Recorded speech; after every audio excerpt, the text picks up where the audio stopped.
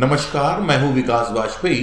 आज बात करते हैं उत्तर प्रदेश की राजनीति की। उत्तर प्रदेश में राजनीतिक पारा बहुत तेजी से ऊपर जाने लगा है और ये मामला 2022 के चुनाव को देखते हुए बहुत अहम कहा जा सकता है, क्योंकि जिस तरह से बीएसपी को तोड़ने की कोशिश कर रही है समाजवादी पार्टी और राम जन्मभूमि जो मंदिर के निर्माण की बात है, उसमें जमीन के घोटाले को लेकर कांग्रेस और आम आदमी पार्टी, समाजवादी पार्टी जिस तरह से सरकार को घेर रही है, तो आने वाले समय में एक अजीब सी स्थितियां बनती हुई प्रदेश में दिखाई दे रही हैं।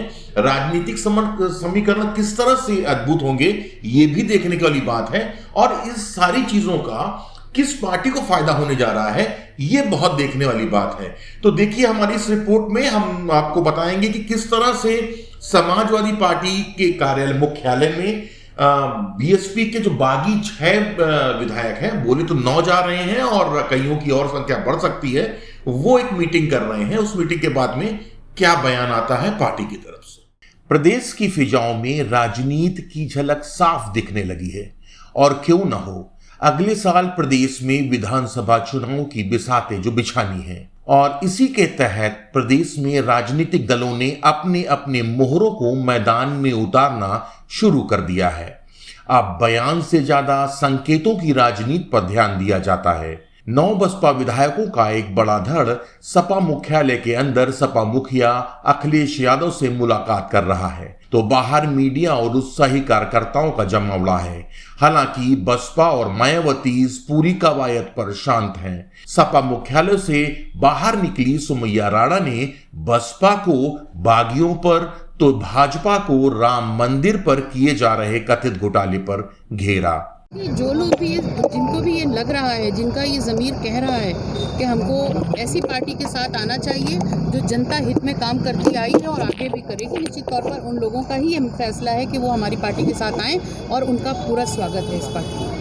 जिस तरीके से जो अखिलेश यादव के साथ साथ अभी राम मंदिर को लेकर के भी बयान चल रहा है, उस पर भी समाजवादी पार्टी के साथ साथ आम आदमी पार्टी भी लगातार भारतीय जनता पार्टी पर कटाक्ष कर रही है। उसको लेकर बिल्कुल, देखिए, जिस तरीके से पेंडेमिक के टाइम में जनता त्रस्त हुई, उसके बाद आप राम को भी नहीं बख्श रहे हैं। आपने राम के नाम पर वोट लिया और फिर आपने राम को ही लूट लिया।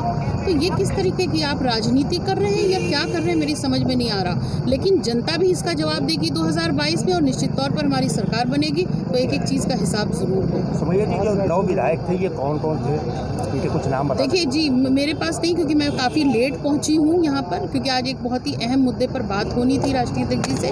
अब मैं घर जाकर डिटेलिंग में बात करूंगी, देखूंगी कि कौन कौन लोग आए हैं और उनसे कैसे संपर्क और हो सकता है। लेकिन मैं ज़रूर जो भी लोग 9 विधायक जो शामिल हुए हैं, मैं उनका पूरा स्वागत करती हूँ। सुमैया जी, ये 9 जो आज शामिल हुए हैं, इसके अलावा और भी लोग आ सकते हैं? बिल्कुल, काफ़ी लोग हैं जो कुछ मेरे कांटेक्ट में हैं, कुछ तमाम लोग जो भी समाजवादी के लोग हैं उनके कांटेक्ट में हैं। कुछ बड़े चेहरे हैं, कुछ ऐसे लोग हैं जो मेहनती हैं, वो भी आना चाहते हैं। तो और जो कुछ लोग ऐसे जो पिछली पार्टियों से त्रस्त हुए हैं, चाहे वो सत्ताधारी लोग, सत्ताधीन पार्टी हो या कोई भी पार्टी हो, तो ऐसे तमाम लोग जो मिल करके समाजवादी की सरकार बनवाने का प्रण लेते हैं और काम करते हैं देश जनता हित में और प्रदेश के हित में, तो उसके लिए ज़रूर रास्ते खुले हुए हैं समाजवादी पार्टी।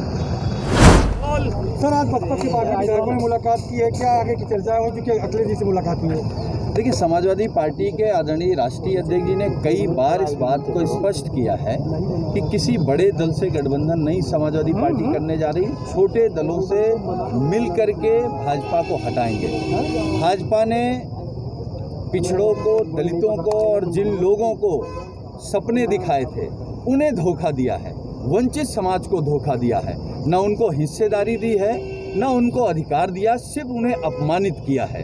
तो हम सभी वर्गों के लोगों को एक साथ ला करके, एक मंच पर ला करके भाजपा को हटाएंगे और सबका अधिकार और सबकी हिस्सेदारी समाजवादी पार्टी का जो नारा है, उस नारे के साथ हम लोग सुनिश्चित करेंगे कि कैसे उत्तर प्रदेश माननीय अखिलेश यादव जी के नेतृत्व में तरक्की की तरफ से आए। पंचायत चुनाव को लेकर के बहुत भीड़ आज लगी हुई है, कैसे टिकट पर दौरा कर रहे हैं और कैसे जीतना चाहते हैं? समाजवादी पार्टी पंचायत चुनाव में सबसे बड़ी पार्टी बन करके उभरी है। जनता का आशीर्वाद, जनता का समर्थन समाजवादी प्रत्याशियों को मिला और उसके बाद बड़ी संख्या में निर्दलीय जीते हैं। भाजपा कहीं 3 जीती, कहीं 4 जीती, कहीं 8 जीती, कहीं 10 जीती। वो अयोध्या हार गए हैं, बनारस हार गए हैं, गोरखपुर हार गए, प्रयागराज हार गए, चित्रकूट हार गए, मथुरा हार गए। लेकिन अब कल माननीय मुख्यमंत्री जी ने बैठक की और उन्होंने टारगेट दिया कि 65 जीतने हैं। तो 65 कैसे जीतेंगे? साम दाम दंड भेद से जीतेंगे, खरीद के जीतेंगे। समाजवादी पार्टी के जो प्रत्याशी हैं, जो मेंबर हैं, उन पर एफआईआर की जा रही है, निर्दलियों पर एफआईआर की जा रही, डराया जा रहा है। तो एक तरफ जब भारतीय जनता पार्टी को जनता ने हरा दिया, तो अब बीजेपी पुलिस प्रशासन और अधिकारियों की बदौलत अगर वो अध्यक्ष बनाना चाहते हैं, प्रमुख बनाना चाहते हैं, तो हम समाजवादी लोग जो जनता का जनादेश है उसका सम्मान करते हुए लोकतंत्र को बचाने के लिए संवैधानिक तरीके से अगर पुलिस से, प्रशासन से लड़ना पड़ा, इनके मंत्रियों से लड़ना पड़ा, तो हम लोग लड़ेंगे। एक अंतिम सवाल कि अयोध्या मुद्दे पर मुख्यमंत्री ने जांच की रिपोर्ट मांगी है, क्या लगता है कि ये रिपोर्ट आने से कुछ कार्रवाई होगी?